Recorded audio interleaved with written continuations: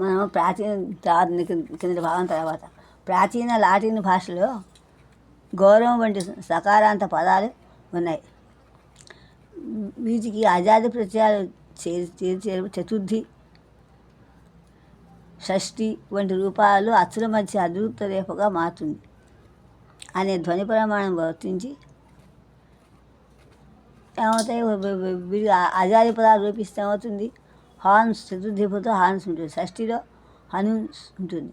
Huns, HONOS, Huns వంటి ఈ రూపాలు అచ్చుల మధ్య అద్భుత సకాలం రేపగా మారుతుంది అనే ధ్వని పరిణామం ప్రవర్తించి అనూరుస్ ఈజని వంటి రూపాలు HONOUR రూపాలు మనకి ఏర్పడతాయి.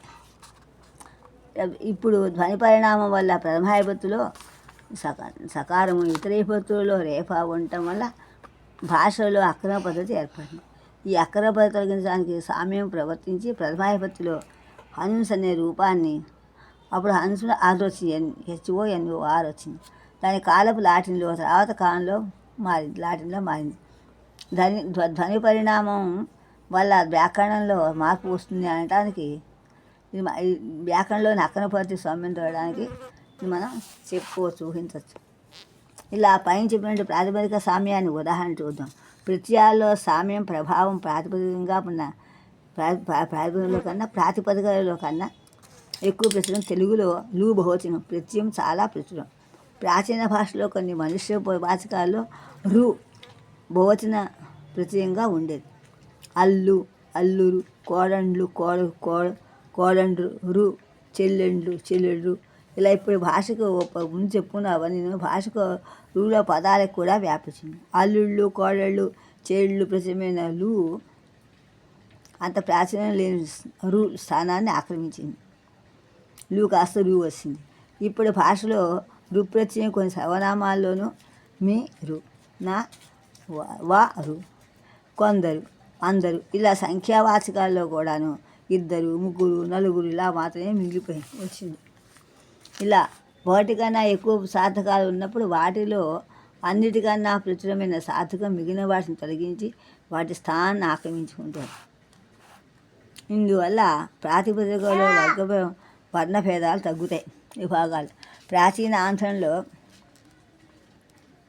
బహువచన ప్రత్యేక 4 సాధకాలు ఉన్నాయి. వాటిలో యాస్ అనే ప్రత్యయం ఇప్పటి భాషలో యాజ్గా మారి ఇదే ఇంచుమించు అన్ని నామాల్లోని బహువచన ప్రత్యయంగా పదాలతోటి కనిపిస్తుంది. ప్రాచీన కాలంలో బహువచన ప్రత్యయం హ్యాండ్స్, అలాగే ఇయర్స్, ఏజ్ అలా చెప్పుకుంటే అలా ఒక స్టోన్ ఇలా ఒక చెప్పుకోవచ్చు. ఇలా సామాన్య ఎస్ మిగిలినటువంటి ఏ అని, యామ్ అని ప్రత్యయాలు మనం తొలగించి వాటి స్థానంలో ఆక్రమించింది.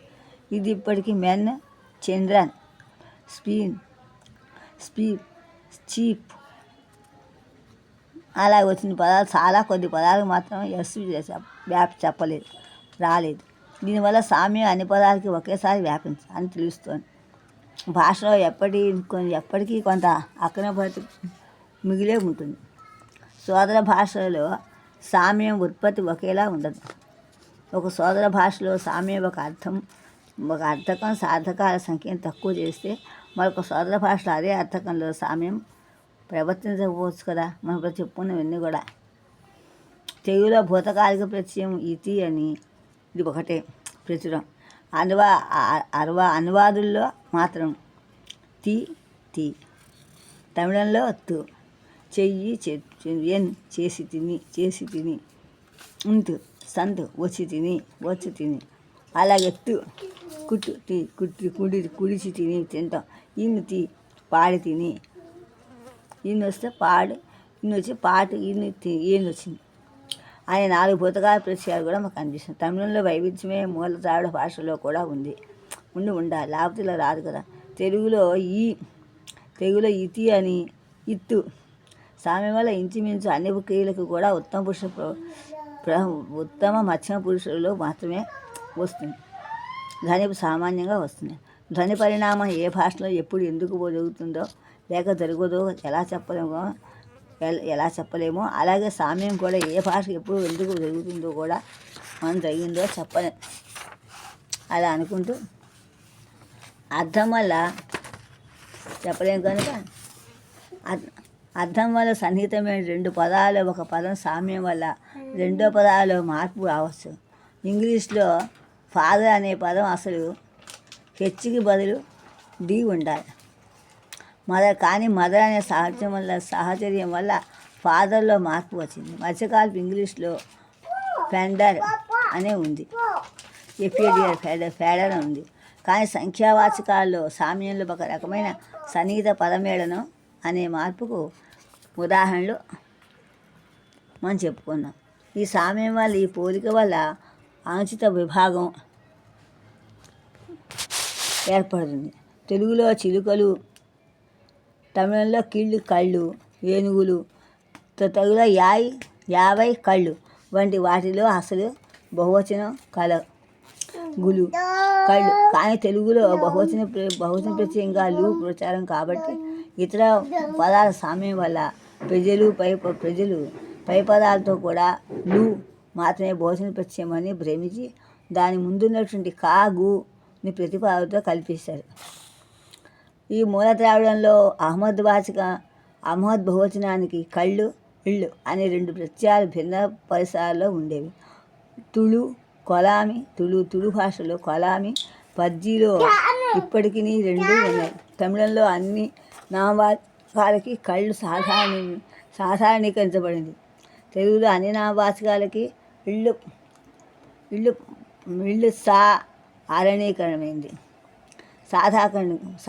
సాధారణీకరించబడింది. కానీ చిలుకలు, ఏనుగులు వంటి తెలుగు పదాల్లో కళ్ళు నిగూఢంగా మిగిలింది. ఈ పోలిక వల్ల ఏర్పడే రూపాలు మొదట్లో పామరుల యొక్క భాషలో, పిల్లల భాషల్లోనూ మాత్రమే ఉండి ప్రామాణిక భాషలో అంగీకారయోగ్యతగా ఉండవు. కానీ కాలక్రమాన ప్రాచీన రూపాలు నశించి సామ్యం వల్ల ఏర్పడిన రూపాలే ప్రామాణిక భాషలో కూడా ఎక్కువే. చిన్నపిల్లలు చేతులుకి బదులు కాళ్ళు రాళ్ళు బదులు అలాగా అనడం వింటూ ఉంటాం మనం. ఇలాంటివి ఇవే కొంతకాలం ప్రామాణిక అవ్వచ్చు కదా. ఇంగ్లీష్లో ప్రాచీన కాలంలో భారతదేశంలో బహువచన రూపంలో కిన్స్, కానీ కౌస్ అనే సామ్యం వల్ల ఏర్పడిన రూపం కిన్ అనే అక్రమ పద్ధతి రూపాన్ని కాలక్రమేణా తొలగించి సామ్య ప్రవృత్తిని వివరించడానికి మనం చెప్పుకుంటుంటాం. అలాగే వేలు, వ్రేళ్ళు అని. అలాగే ఇందులో మొదటి రెండు భాషలకు నిర్మాణానికి ప్రతీకలు. వాటి పోలికతోనే నాలుగో రూపమైన పాత రూపాన్ని కోడండ్రు బదులు కొత్తగా కోడళ్ళు అనే పదం కూడా వచ్చింది. కోడళ్ళు కూడా వచ్చింది. ఈ నిష్పత్తి వల్ల సులభంగా అర్థమవుతుంది. జజీపురిలో విజ్ అనేక భాషల్లో పోలిక ప్రవృత్తిని పరిశీలించి దాని సాధారణ స్వభావాన్ని వివరిస్తూ కొన్ని ప్రతిపాదనలు కూడా చేశారు. వాటిని తెలుసుకునే ముందు కొంచెం అపవాదం చాలు.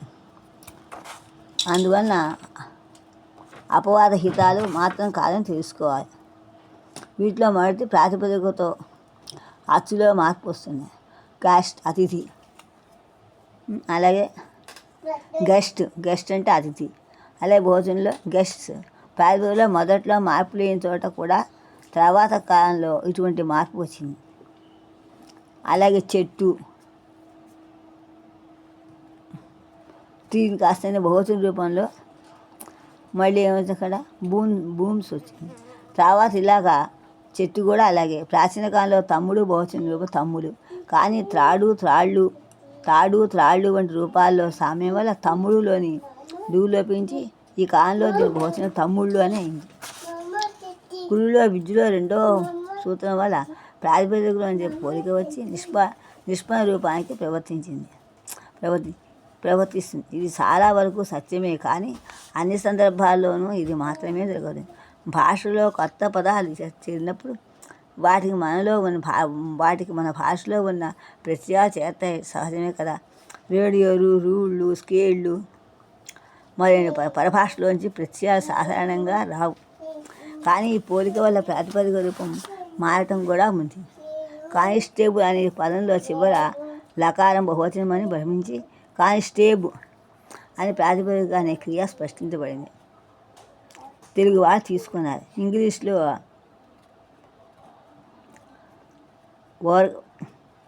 ఇంగ్లీష్లో కూడా ఇలాగే క్లియర్ వస్తుంది.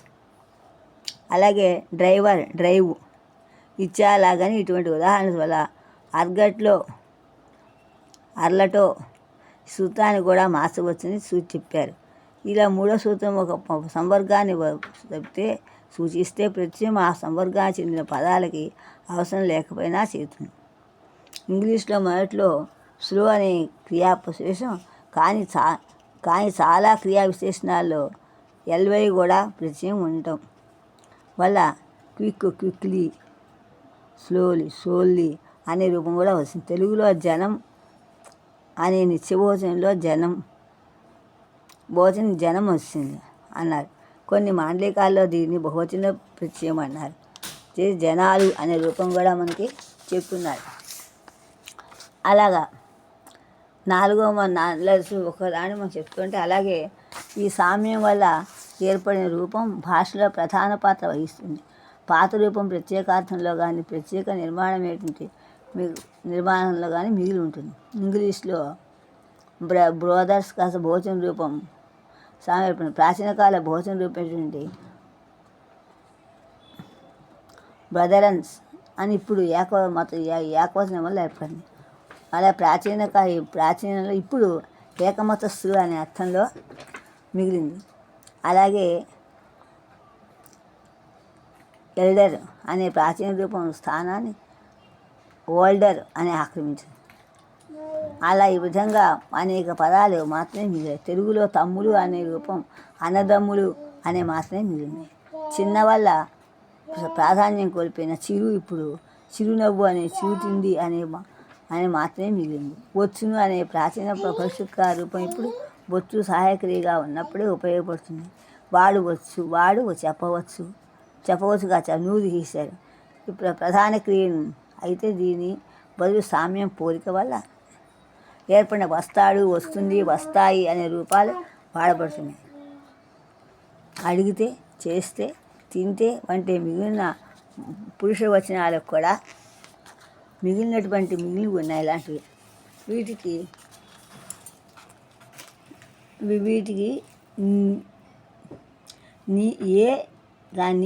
ఇది చేదర్థకం ఏర్పడింది. తర్వాత ఈ రూపం అన్ని పురుష వచనాలకు కూడా సాధారణీకరించబడింది. ఈ చేదర్థంలో చేదర్థంలో తప్ప మిగిలిన చోట్ల భూతకాల క్రియలు అడిగేవు, చేశాడు, తిన్నావు అనిలా ఉంటాయి. సామ్యం ప్రవర్తిస్తే ఎటువంటి సందర్భాల్లోనూ అన్ని సందర్భాలు ఎటువంటి సందర్భాలు ప్రవర్తిస్తుంటాయి, ఫలితాలు ఏమిటి అనే మనం చెప్పుకున్నాం. ఈ నియమం సామ్యం ప్రవర్తించాలని నియమం మాత్రం లేదు అని తెలుసుకుంటూ ముందు మనం అర్థపరిమాణం చెప్పుకున్నాం. ఈ భాష కాలక్రమేణా మారుతుంది. మన చెప్పుకున్న భాష జీవనం అంట మనం చెప్పుకున్నాం.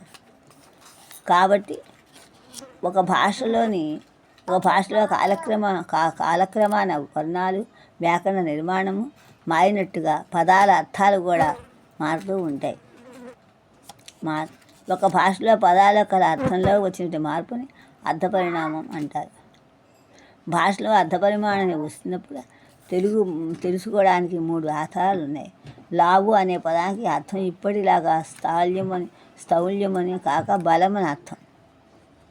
అనిల తనూజు లావు గలవాడందు భారతంలో ద్రోణపరం ఆశ్వాసం పద్యం 336. లావక్కింత లేదు భాగవతం స్కందం 890 పద్యం. ఇలా ప్రయోగాల వల్ల తెలుస్తుంది.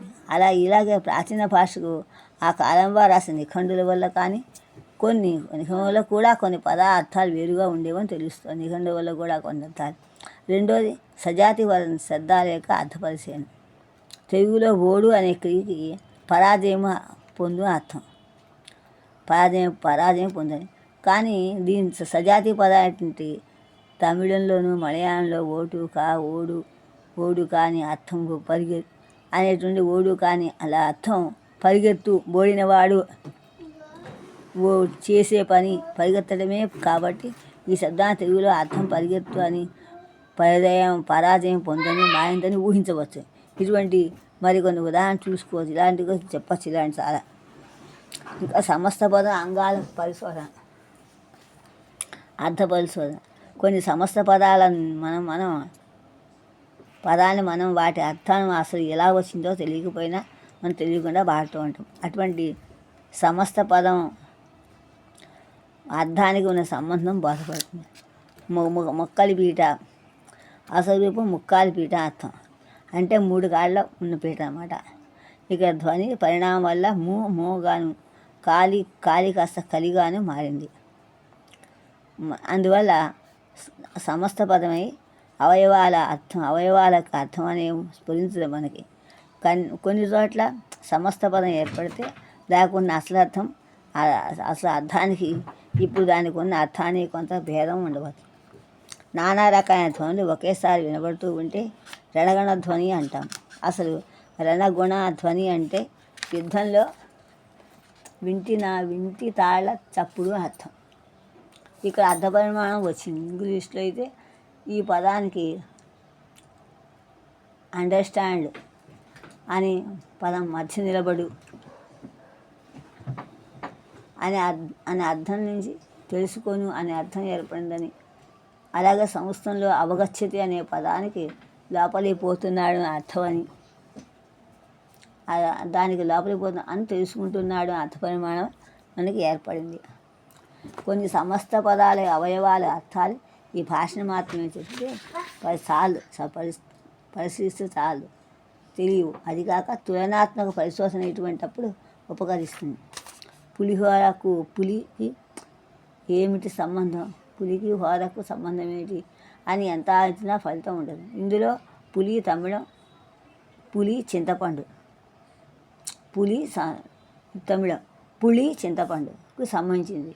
తెలుగులో పులుపుకి పులియు అని కూడా ఈ పులికి సంబంధించినవే. కాబట్టి పులి హార అంటే చింతపండు రసం కలిపిన అన్నం అర్థం. హారం అంటే సమహారం. ఇన్ని అని తెలుస్తుంది. తెలుగులో పులి అనే మాట చింతపండు అనే అర్థంలో ప్రత్యయంగా లేకపోవడం వల్ల తెలుగుకి మాత్రమే పరిశోధన పరిమితం చేసుకొని చూస్తే పులిహోర అసలు అర్థం తెలుసుకోవడం కష్టసాధ్యం. ఇంటిలపాది అంటే ఇంటిలో ఉన్న అందరూ అర్థం. ఎలా వచ్చింది? ఇది ఇంటి వేలుపు అంటే ఇంట్లో ఉన్న మనుషులే కాకుండా అచేతనమైన దేవ విగ్రహాలు కూడా అనేదాని నుంచి వచ్చి ఉండవచ్చు. కర్రీ ఆవు, కర్రీకి అర్థం నలుపు అని తమిళం. కరు పల్లవి, కరు అంటే నల్లని, కరి బుగ్గు అనే పదాల ధృవపడింది. కొన్ని పదాలు మొదట్లో సమస్త పదాలని తులనా పద్ధతిలోనే ఏర్పడుతుంది. తెలుగులో కొడవలి, తమిళంలో కొట్టువాళ్, కోట, వంకర, వాళ్, కత్తి, వాలు, కత్తి అనే పదం ప్రాచీన భాషలో ఉన్న కొడవలి ఉన్న బలి దీని రూపాంతరమే అని తునపచామని స్ఫురిస్తుంది. మన భాషలో సామ్యం వల్ల భాషలో విపరిమాణం ఎలా జరుగుతుంది అది ముందుగా నిర్ణయించి చెప్పలేము. పదాల అర్థానికి భాషకు వాడే సంస్కృతి సంప్రదాయాలకు కూడా చాలా సన్నిహిత సంబంధం ఉంది. కనుక ఒక పదం అర్థానికి ఒక భాషలో వచ్చినటువంటి మార్పు మరొక భాషలో రాకపోవచ్చు.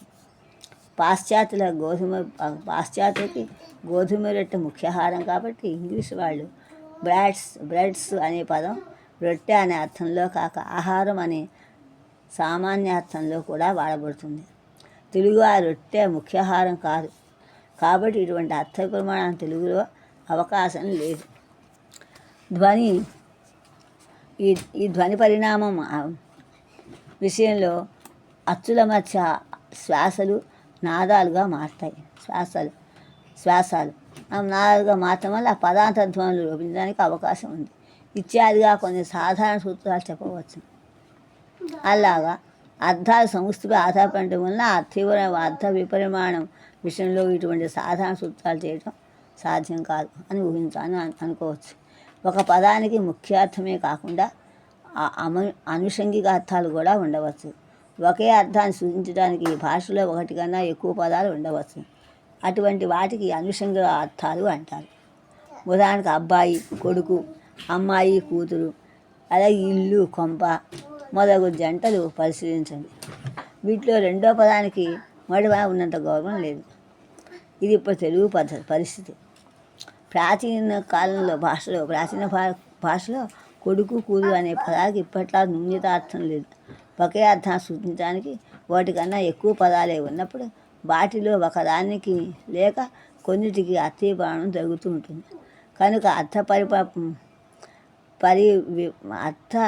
విపరిమాణానికి హేతువులు చెప్పలేము. కానీ చెప్పలేకపోయినా కొన్నిటికి హేతువులు చెప్పడానికి అవకాశం ఉంటుంది. ఈ నాగరికతలో మార్పు రావడం వల్ల విపరిమాణానికి కూడా దోహదం చేస్తుంది. ఇంగ్లీష్లో పెన్నుకి అసలు శబ్దం ఈక అని అర్థం.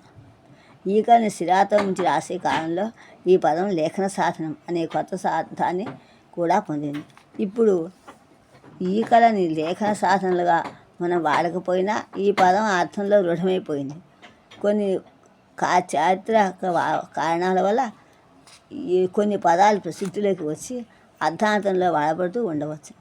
ఇటీవలి కాలంలో బాయ్కాట్ చేయటం అనే పదం ఇంగ్లీష్లో కూడా దాని ద్వారా తెలుగులోకి ప్రసిద్ధమైనది. దీని నిరసన చూపడం కోసం చేయవలసిన పని చేయకపోవడం అనే అర్థంలో మనం వాడుతున్నాం. ఇది ఇంగ్లాండ్లో ఒక భూస్వామి పేరు. ఇంగ్లాండ్లో ఇది బాయ్కాటం ఇంగ్లాండ్ పేరు.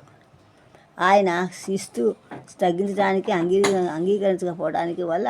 అంగీకరించకపోవటం వల్ల ఆయన భూములని సాగు చేసే రైతులు ఆ భూమిని స్వాధీనం చేసుకున్నారు. అప్పటి నుంచి ఈయన పేరు పైన చెప్పిన అర్థంలో దృఢమైపోయింది. ఏ అర్థంలో దృఢమైపోయింది? దాని అర్థం దీన్ని నిరసన చూపడంలో చేయవలసిన పని చేయకపోవడం అనే అర్థంలో వాడుతున్నాం. అది ఇంగ్లీష్ ఒక పేరు అన్నమాట. అప్పటి నుంచి ఆయన పేరు పైన చెప్పిన అర్థంలో వాడుతుంది. ఈ తెలుగులో ఈ పట్టుదల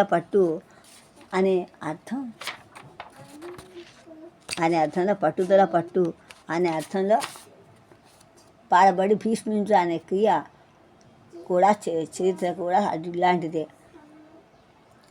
భారతంలో ప్రతిజ్ఞ నిర్వహించుకున్న భీష్ముడి పేరు ఆధారంగా ఈ క్రియ ఏర్పడింది. తెలుగులో బంగనపల్లి అనే ఊరు కన్నా ఆ చోట పుట్టిన మామిడికాయ రకం సర్వత్రా సిద్ధమైపోయింది. సంకేతానికి మత్స్యభేదం చెప్పకపోవడం వల్ల కూడా అర్థ విపరిమాణం పండవచ్చు. ఇంగ్లీష్లో బ్యాడ్ అనే పదం అనే పదానికి అసలు అర్థం ప్రార్థన అర్థం. ప్రార్థనని లెక్కబెట్టడానికి పూసదండలో పూసని లెక్కబెట్టారు కనుక ఆ పదాన్ని పూస అనే అర్థం వచ్చింది. తెలుగులో దేవుడు దేవత అనే పదాలు కూడా కనబడిన దైవమే కాక దేవతా విగ్రహం అనే అర్థంలో కూడా వచ్చిన దేవుణ్ణి ఊరేగిస్తున్నారు, దేవుణ్ణి కడిగారు మొదలైన ప్రయోగాల వల్ల మనకి ఇప్పుడు బాగా అర్థమవుతుంది. ఇలా రెండు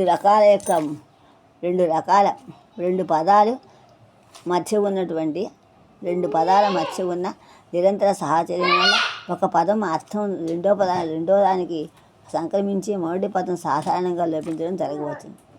రాముడు సీతను చేసుకున్నాడు అనే వాక్యంలో చేసుకున్నాడు అనే పదానికి పెళ్లి చేసుకోవడం అర్థం. ఇక్కడ పెళ్ళి చేసుకున్న రెండు పదాలకి ఉన్న నిరంతర సహచర్యం వల్ల చేసుకునే క్రియకి పెళ్ళి చేసుకోను అనే అర్థం వచ్చింది. అందువల్ల పెళ్ళి అనే కర్మ వాచ్యం చేయకుండా వాడు తాగాడు అంటే ఇచ్చారు ప్రయోగిస్తే కళ్ళు లేక అటువంటి మత్తు అలాగే అర్థం వస్తుంది. అలా నిషిద్ధ ప్రయోగం సఖ్యత ప్రయోగం వల్ల కూడా అర్థ పరిణామం ఏర్పడుతుందని మనం చెప్పుకోవచ్చు. ఇంకా పదాల యొక్క సృష్టి పదవారం. ఈ పదాల యొక్క సృష్టి ఏమిటి? నాగరికత పెరిగిన కొద్దీ కొత్త వస్తువులు తయారవటం, వాటి పేర్లు పెట్టడం అవసరమైపోయింది. అంతకుముందున్న వస్తువుల పేర్లను వాటిలా పనిచేసే కొత్త వస్తువును వ్యాపింపచేయడంలో ఇందులో ఒక పద్ధతి. బండి అనే పదాన్ని ఎడ్ల బండికి కాక సైకిలు, కారు, రైలు మొదలైన వాటికి కూడా వాడబడుతున్నాం. కొత్త వస్తువులు పేర్లను కూడా మరొక భాష నుంచి ఎరువు తెచ్చుకొని మరొక పద్ధతి. క్రమంగా అలాగే లైటు, ఫోను, రేడియో మొదలైనవి. ఇవి కాక కొత్త పదాలు సృష్టించడం మూడో పద్ధతి. అంతరిక్ష, నౌక, దూరదర్శనం మొదలైన పదాలను ఆకాశవాణి అని పదం ప్రాచీనార్థం. ఆకాశంలో ఎవరో అదృశ్యక్తి మాట్లాడేది అనేది. కానీ ఇప్పుడు రేడియో శబ్దాలు అనే అర్థంలో కూడా ప్రచితమైంది. గ్యాస్, కోబ్యాగ్ అనేటువంటి పదాలు విధానంగానే ఇలాగే నిధానంగానే వచ్చాయి. కొన్ని పదాలు ప్రథమాక్షరాలు చేర్చి పదం సృష్టించబడటం కూడా ఆధునిక శాస్త్రంలో సహజమైపోయింది. బిఈ బ్యాట్ అని సంగ్రహించబడింది. ఇంగ్లీష్లో బస్ అనేది ఒక సంగ్రహం పేరు.